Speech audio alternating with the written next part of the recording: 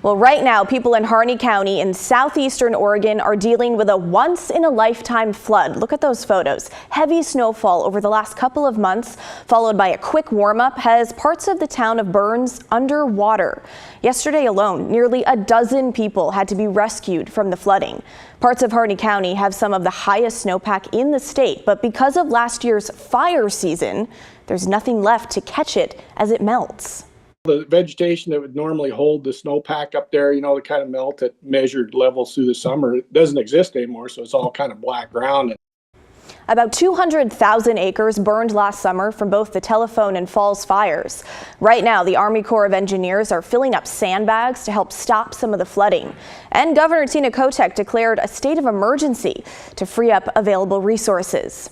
Okay, so Chief Meteorologist Matt Zaffino is joining us. Matt, give us an idea of the rain and snow melt that area has seen over the last few days. Yeah, it's been pretty impressive. Keep in mind, snowpack in Oregon usually peaks on April 1st, of course, which is tomorrow. So we expect to have deep snow this time of the year, and they have the highest snowpack in the state by percent of average. In terms of the absolute amount of snow we have, it's higher in the Cascades, just to be clear on that. So there is a flood warning up for the Silvies River right around Burns, and this has had a pretty wide impact. It closed parts of Highway 20 over the weekend here because of the flood waters covering that state highway. But look at this. This is impressive. In February, and this is just for Burns, keep in mind, this is high desert, about 4,000 feet. Their averages aren't that high over here, but still 311% of average in the month of February. Now, it's been a little bit below average in the month of March, but that doesn't just go away once February ends. And of course, that's reflected in the snowpack and the surrounding mountain ranges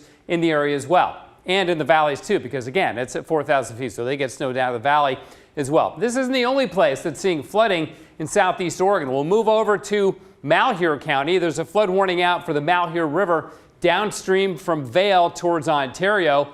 And this is also impressive. Now, this flood warning ends tomorrow morning as the water should recede because of the cooler temperatures. But look at this.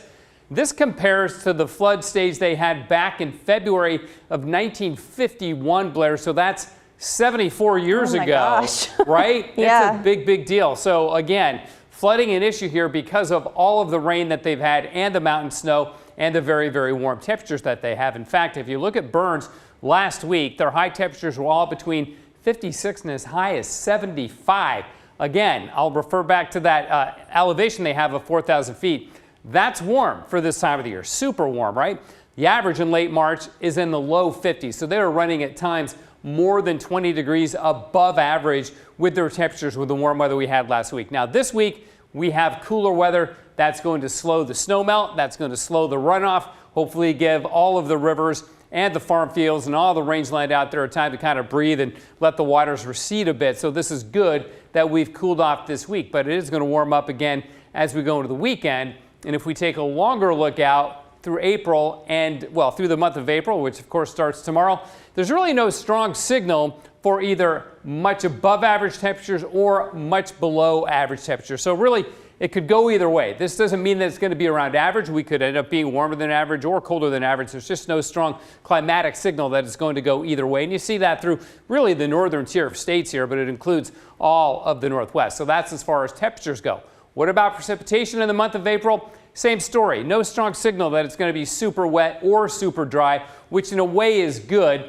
And again, this is the time of the year where we expect to get potentially some flooding issues as the snow melt gets underway. Of course, we had that super warm weather last week. As you know, we're in the 80s here in Portland. We had our warmest March day ever, and that was reflected in southeast Oregon too. Blair? All right, Matt. So the white there, that just means we don't really know. We could get more. That's exactly right. Okay. It says equal chances. And again, this is different from a weather forecast. This is more of a climate forecast. So the tools that we use to do this are a little bit different. And what it's telling us is like, hey, we really can't give you a good idea that it's, going to be above average or below average, which is why the Climate Center just says, hey, equal chances that it's going to be above average or below average.